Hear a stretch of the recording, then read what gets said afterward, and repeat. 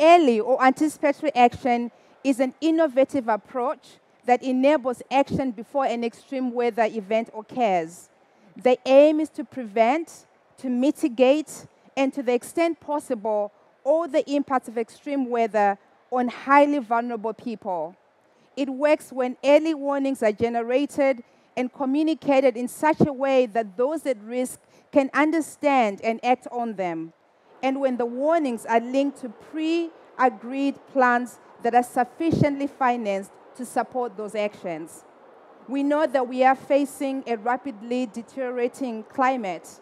In fact, according to the IPCC, right now, approximately 3.5 billion people live in countries which are highly vulnerable to climate impacts. Compare this to our ability to act early.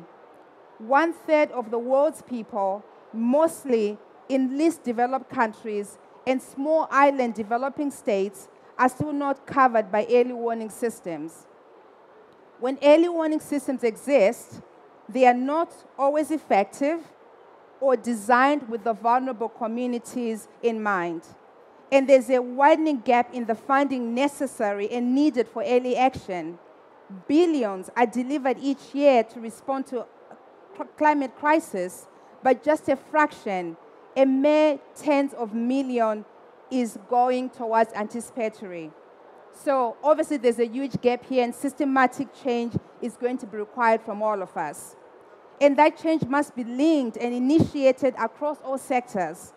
The IFRC estimates that without action, the number of people in need of humanitarian assistance due to climate impact alone would reach 200 million people by the year 2050, which may push the already strained humanitarian system to its breaking point. And I think you hear today from my colleague Geno that we are kind of almost there in terms of this crisis.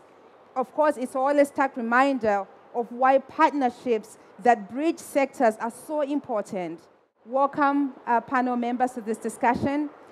Before we go into our discussion, I thought it would be really powerful to be able to show to people what anticipatory action looks like in real life. It's become a real big buzzword, and so we have a video from the World Food Programme that shows you what it looks like for communities that are on the front lines of climate change. Can we cue the video, please? Where WFP is delivering forecast-based anticipatory action There's programs to thousands of families. Yeah.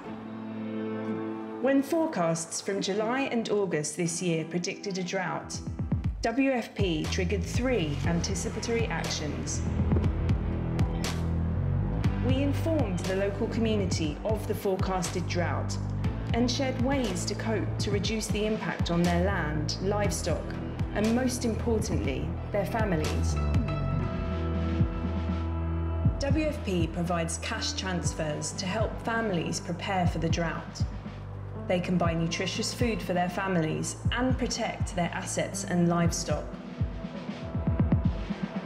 In the Somali region of Ethiopia, WFP is supporting fodder production to help reduce potential livestock loss from the predicted drought. We must stop predictable climate hazards becoming humanitarian disasters. All right. Geno, I want to start with you. This is your bread and butter, like the anticipatory action. So why are anticipatory action and partnership for anticipatory action relevant for COP? Thank you, Elizabeth. Thank you also to our host for inviting us. I would say anticipatory action is relevant at COP because the aid system is buckling under the load of climate change, conflict, and food prices and energy prices that are shooting through the roof. When you looked back 20 years, you didn't see many humanitarian organizations here at COP, but 20 years later, as ambitions to mitigate climate change have not been ambitious enough, as adaptation investments have not come fast enough, they were not targeted enough, they have not been at scale enough. Now we're in this era of loss and damage, and these losses and damages to food systems and livelihoods, they are borne by households, they're borne by governments, and they are borne by an aid system that was neither designed nor resourced to deal with a barrage of onsets as the one that we currently see. Just to give you a number, in 2019, we had about 135 million people who were acutely food insecure. That means they were affected by a shock of some sort. 2 years later, we are at 345 million people. And these people are caught between a rock and a hard place. That means between climate impacts, between inflation that skyrockets, between social tensions and conflicts that come in the wake of competition for scarce resources, in the wake of displacement. So that's really the bad news. The good news is that we do not need to put another decade or two into researching how we can make the international aid system more forward-looking, more proactive. We know how to, on the one side, predict climate extremes with great technology. We know how to downscale global or regional climate models even to places that do not have functioning observational networks. We know how to target the most vulnerable people and to get support to them.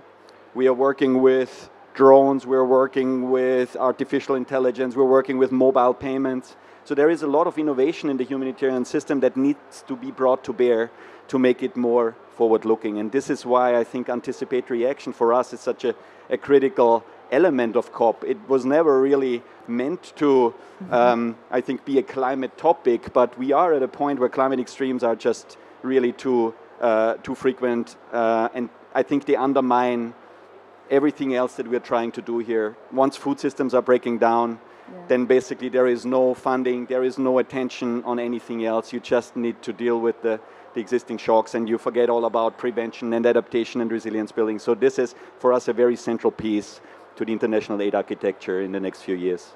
Okay, thank you so much, Geno.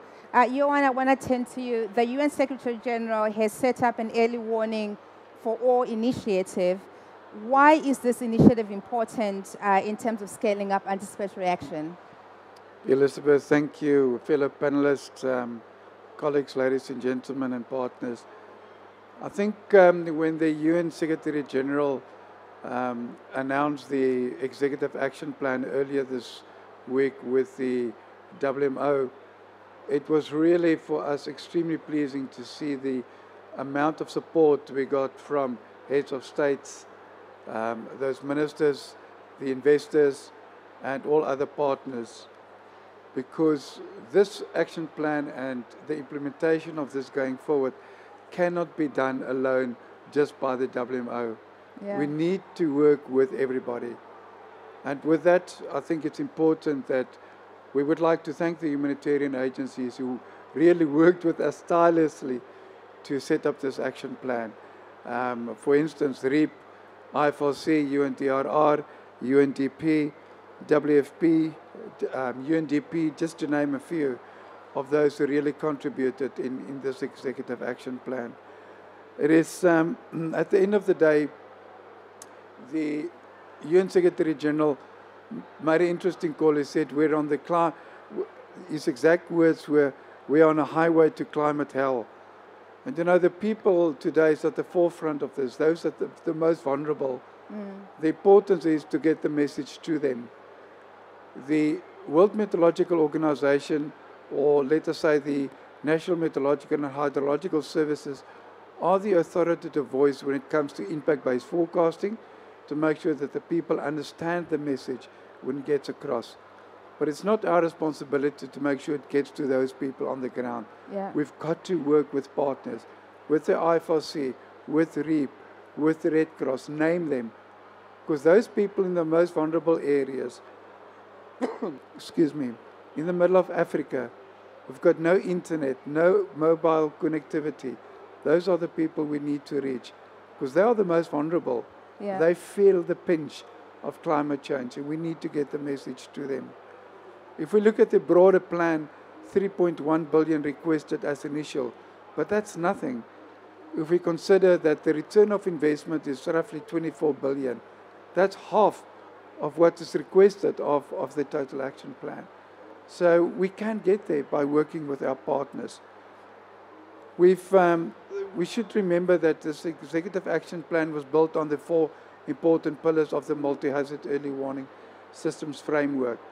The WMO will only lead one of those. I4C will lead the other one, UNDRR the other one, and ITU the other one. But at the end of the day, we still need to work together to make sure we get to that end goal. There's no time for duplication, ladies and gentlemen. Yeah. We've seen this week that there are multiple projects running in the same country doing the same thing while they're not talking to one another. Yeah. We can utilize those funds much better by putting everything under one umbrella, and that's what's so wonderful about this action plan, putting everything together towards a common goal. Yeah. The last thing I want to follow up is, after this COP, it's important that us, our members at the WMO, who are everybody's members, the National Meteorological and Hydrological Services, partner with the agencies in the countries around to really ramp up this global action plan and for the implementation. We will draw on the best available expertise and knowledge, those from the technical commissions and those from outside the capacity development, to make sure that we get to this important milestone at the end of the day. But the key is partnership. Yeah. Is key. We can't do this alone. Thank you. Yeah, thank you so much. I think, Christopher, we've heard from Geno that, there are solutions that exist. This is an issue that is solvable. Johannes has reminded us that it's going to require partnership, but I think the reality on the ground is often that it does take a lot. It takes effort, it takes money, it takes, everybody coming together to create a equitable partnership. This topic, there's strong support for this topic and agenda. Yeah. From our side, from the UAE side. And that's because it's an area that marries things that are practical, technology, leveraging different local cultural knowledge and cultural responses with the different resources that partners can bring, whether it's technical, financial. It's a pragmatic solution to a problem that's deadly serious, and when you get it done right, it can really move the needle in changing the situation on the ground in terms of vulnerability, fragility, and conflict. So it's broadly and deeply aligned with UAE's vision in terms of where partnerships can be brought together to really try to advance the cause. In terms of what can be done to scale up, I think it starts with statements like this, that countries are ready to partner. That we're not just interested in talking. And I think from our point of view, we're happy to announce today that we have officially joined the Risk-Informed Early Action Partnership. So we are now members of the partnership, and we look forward to participating on that platform. And as we look out over the next 12 months, coming up to our own COP presidency, to see how we can be involved actively as a champion to try to use the platform to mobilize more support. There's a lot of opportunity and a lot of ambition that's here. So we're ready to partner to get this across the finish line. Thank you. Well, first of all, congratulations on the membership. And I have a follow-up question, because you have the COP28 presidency. What kind of partnerships do you think you're going to need to help you deliver? So Elizabeth, I hope you'll appreciate that you're putting me in a bit of a tough spot, because here we sit at COP27. And I think we're aware that we're having a very early discussion now. So I guess what I would say is we are here and we hear you. Yeah. And we are in listening mode, and we are open to hearing different ideas for what partnerships could look like. Partnerships that would be impactful and that can get done in a shorter time frame rather than a longer time horizon. So we're here and happy to continue the conversation after the panel. Thank you so much. The RIP partners have collectively committed to making 1 billion people safer from disaster by 2025 through scaling up and mainstreaming early action. They set themselves 4 ambitious targets that together will achieve their aim. And they've produced a fantastic video that explains how far they've come. So we're going to watch this, and in the meantime, I'm going to ask our next speaker to move to stage. Through Target 1, REAP ensures that comprehensive disaster and climate risk management approaches are mainstreamed in countries. The REAP partners are already working with governments to integrate and develop synergies between climate change adaptation and disaster risk reduction strategies and policies. The partners have now conducted a mapping of who is doing what and where, and this mapping will help make best use of our comparative advantages in supporting the governments. There is a strong will among the governments for integrated approaches to risk management, and REAP acts as a key vehicle to drive the collective efforts of all the stakeholders. REAP's work on early action finance covers a broad range of areas. These include advocating for increasing the levels of finance available, ensuring that existing finance is better aligned and used more efficiently, and embracing diverse sources of finance, including through the private sector, to ensure that early action plans can be activated ahead of disasters. REAP recently published a groundbreaking report on scaling up finance for early action, where the partnership made 6 important recommendations for what to do next. And because of the breadth of the partnership and the trust placed in REAP, it has been able to convene key stakeholders to talk about concrete ways in which the recommendations will be implemented. Reaching the last mile is still a standing challenge, especially for least developed countries where there are poor infrastructure but also weak institutions. That's why only 40% have reported to have multi-hazard early warning systems. More commitments are needed, particularly to improve early warnings through a robust infrastructure and strong institutions for early action. Resources need to be mobilized and should be accessible by institutions and communities, most importantly, as the first victims, but also as first responders to disasters.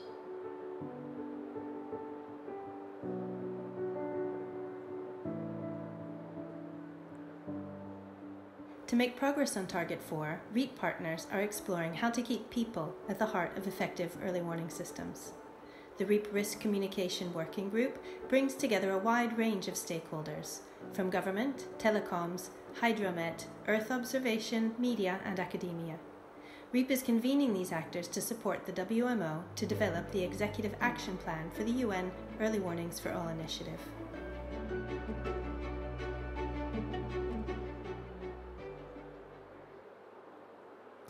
Okay.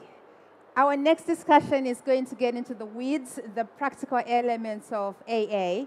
So with me is Antonio Beleza, Deputy Director of the National Emergency Operations Center at the National Institute for Disaster Management in Mozambique.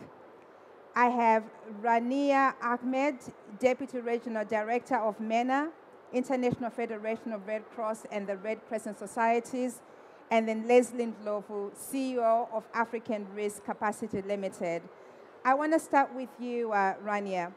How do we ensure that early warning and early anticipatory action is meeting the needs of the most vulnerable?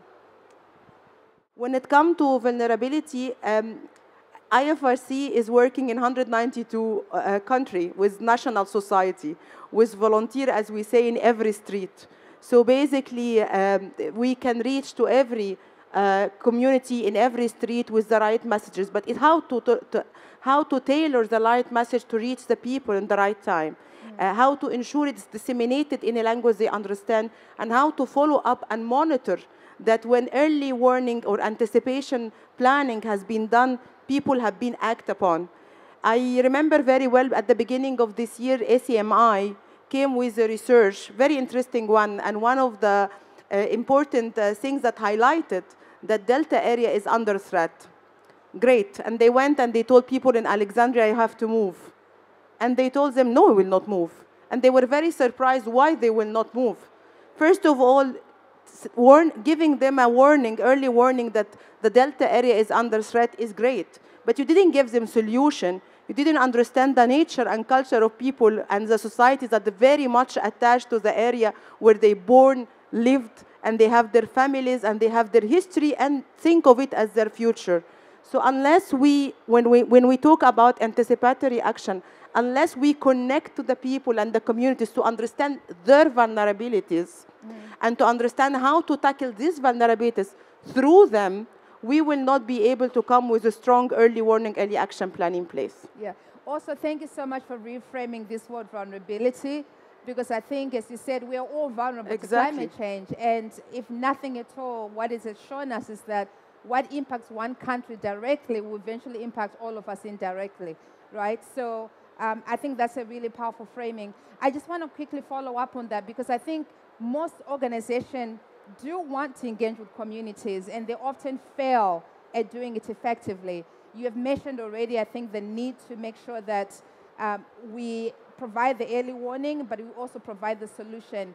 What else has proven successful for you in terms of how you effectively engage vulnerable communities? Thank you for this question. I think that as Red Cross, Red Crescent, we have the privilege of having national society from the community.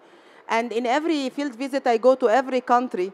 And when I talk to people, when I talk to displaced women, children, men, etc., actually they know the problem, but they need the answer. And for us, it's important to get the answer. I think one of the most important things is to engage and to ensure the listening and engaging people and communities into the anticipatory action planning, into collecting evidence. We need to stop doing evidence-based knowledge management based on desk research. We need to go and speak to people, including in high-risk area, hard-to-reach areas, and we can support in that, as been supporting in different subjects. This year, for example, we started also to think, and I'm so glad that it started by the Early Warning for All initiative, bringing different partners together, but with World Food Program, we came together this year at the MENA region to do an anticipatory action community of practice, where we bring together academia, private sector, civil society organization, national society, to work together collectively on the evidence-based knowledge management, on sharing information and data. Thank you so much for the intervention. I want to turn to Mozambique, because I know that you also have some very good examples of what partnership has looked like for you in AA. Could you just share for us some of your learnings on the ground? Thank you. Thank you for inviting us to be here. It's a pleasure for us to be here to share and learn from these things. So in Mozambique, the anticipatory action framework has been generating a huge impact with regards to partnership, where there is an active engagement of governmental sectors, UN agencies, civil society organizations, and other partners through the established technical working group, which led to the development of the country's first early warning system for drought. So these efforts were based on a coordinated development of the necessary tools to improve drought forecast and monitoring, and linking these enhanced products within strengthening risk analysis and contingency planning, linking up to relevant government stakeholders such as National Met Service, National Institute for Disaster Management and Risk Reduction, and the Ministry of Agriculture and Rural Development.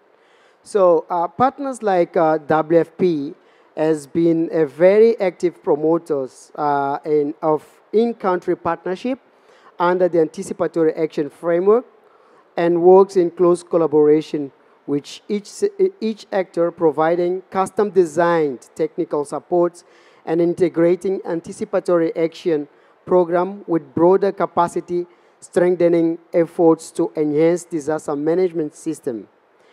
And capacity strengthening is shaped around each stakeholder and its needs, while fostering for further integration among them through the above-mentioned technical working group.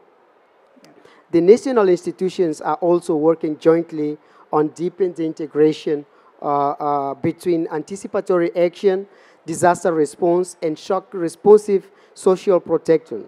So in particular, INGD, which is the National Institute for Disaster Management and Risk Reduction, is fostering a close relationship with the Ministry of Gender, Children and Social Action and the National Institute for Social Action to link drought triggers to scale up of the cash-based social protection programs as part of the activation of drought anticipatory action plans.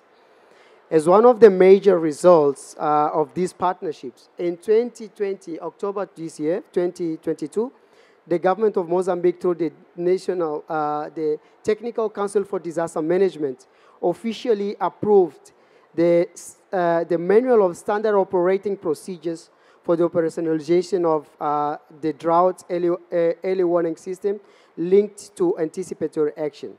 So this national tool contains important pieces defining droughts anticipatory action in the country. That includes 5 elements. 1, definition of droughts anticipatory action triggers, that is done by the Met Service. The National Catalogue of Anticipatory Action for Droughts, Drought Information Flow System, and financial mechanism for the implementation of anticipatory action, and last, drought emergency alerts and declaration.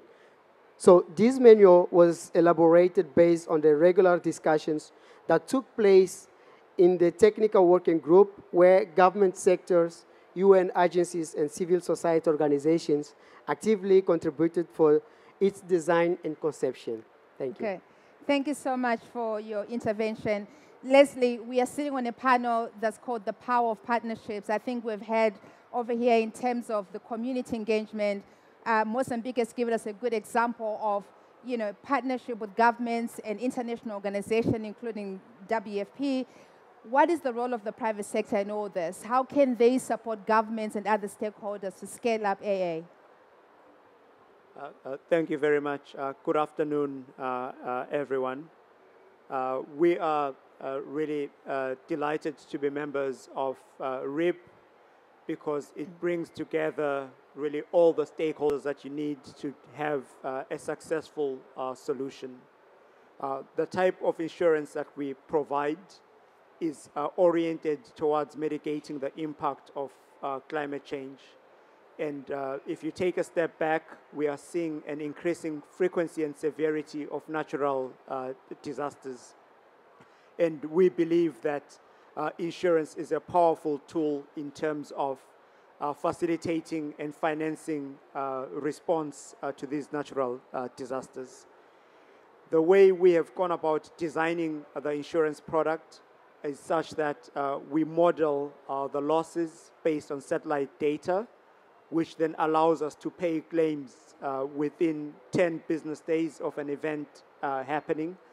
In the case of the tropical cyclone Batsirai in Madagascar, we paid a claim to the Madagascan government within 3 days.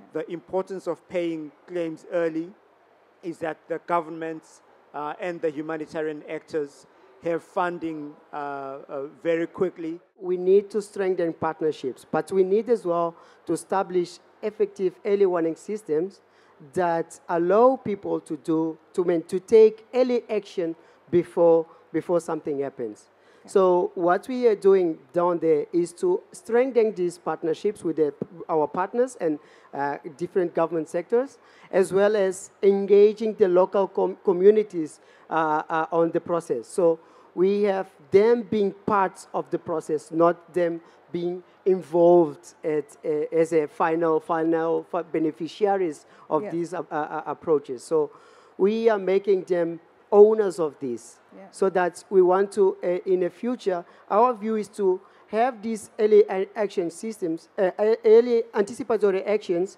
being parts of the local development plans, so that we don't really need to go often and see it with these communities. Yeah.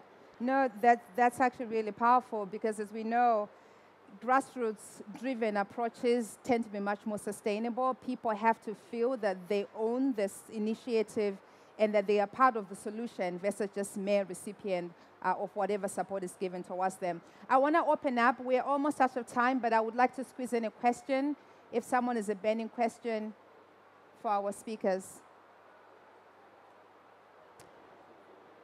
I know this was also, there's a hand in the back.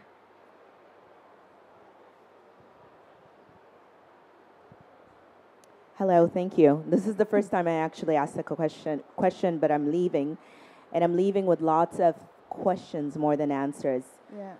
I've noticed that in terms of, we talked about agriculture and all of these different things are happening. The world, I feel like right now, are becoming more sufficient, like lots of the first world countries are beginning to even plant things that are naturally aren't planted in those places.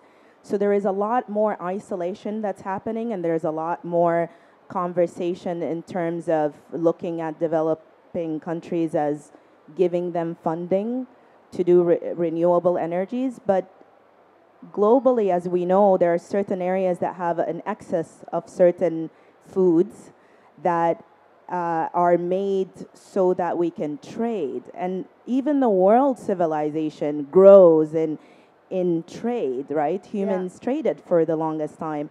And I feel like when this is done and over with, and they've given us money to do a renewable energy, and our farms are up, a lot of these places are already creating their own foods and stuff. What's going to happen to people in developing countries? And is the World Food Program and these places are already keyed in and looking at the bigger picture of how now everyone, based on fear and security, is becoming more self-sufficient? What's going to happen to Africa and these places who have excess of that, food, and have a big part in the food crisis? So I just want to know if anybody's talking about that beyond funding and beyond giving us the means to create our own things. What is going to happen to our Does anybody want to take that on the panel? Thank you so much for your thought-provoking question. Yeah, thank you very much. That's a very interesting question.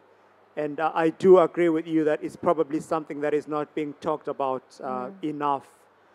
What we are working on, at least at this stage, right, is just making the local ecosystems more resilient in the face of climate change.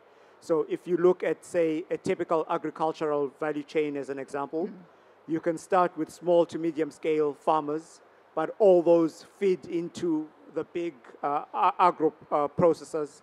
And if there is a shock somewhere along that system, then it's going to have a ripple effect across the entire value chain.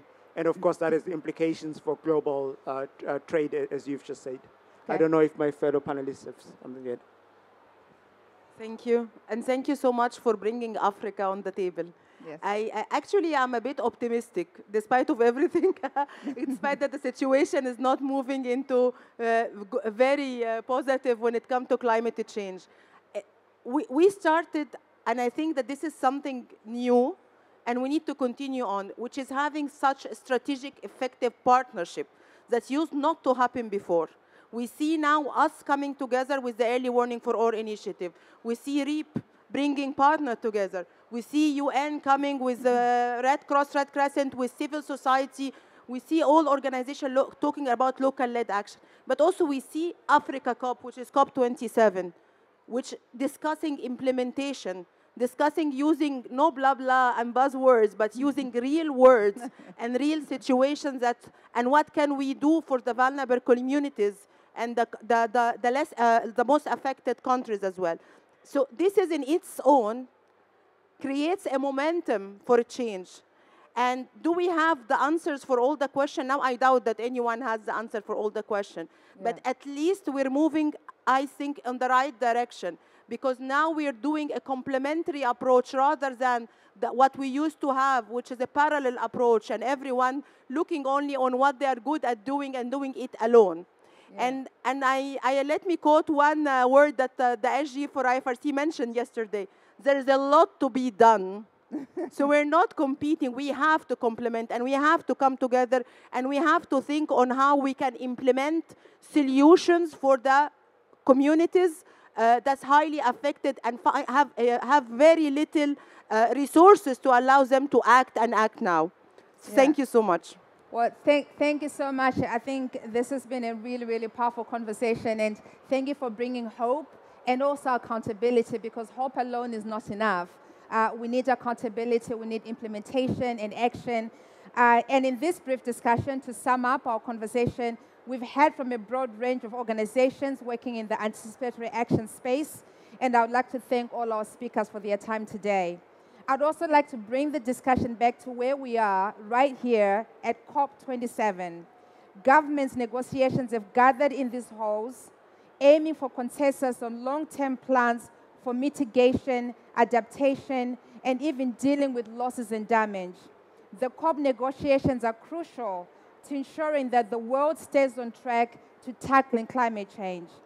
But while we are here, there are countless vulnerable communities, and as Ramya reminded us, we are all vulnerable, but they're the most vulnerable communities and people around the world who are suffering from the impacts of climate change. There are those who have lost their homes, their livelihoods, their cultural heritage, and even those who have lost their lives.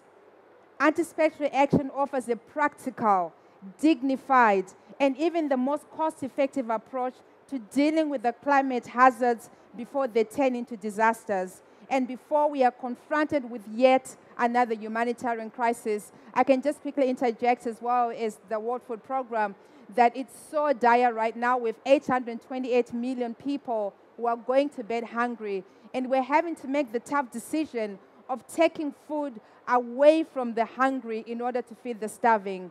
And that's not a choice that anyone ever has to make. But this is the reality of climate change right now. We also know that we need an integrated approach to solving for this issue.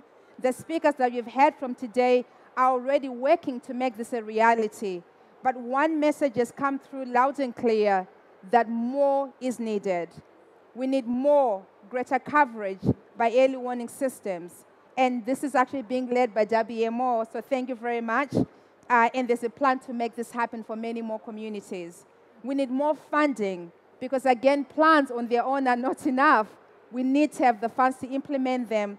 And, of course, ARC is working to deliver innovative finance in the face of increasing disaster. We all know that resources are limited, as we've discussed here. The humanitarian communities has developed the most innovative approaches that we are calling anticipatory action. But humanitarian resources are also overstretched. Taking anticipatory action to scale demanded by the climate crisis will require cross-sectoral partnerships that span humanitarian, climate, development, DRR, peace building, and others. Our speakers will continue to advocate for this kind of way of working through enhanced partnerships so that the challenges for the challenges now for you or the audience is, what are you going to do as you leave this event? Who are you going to collaborate with, have a conversation with, bring to the table so that we can all collectively work on this issue?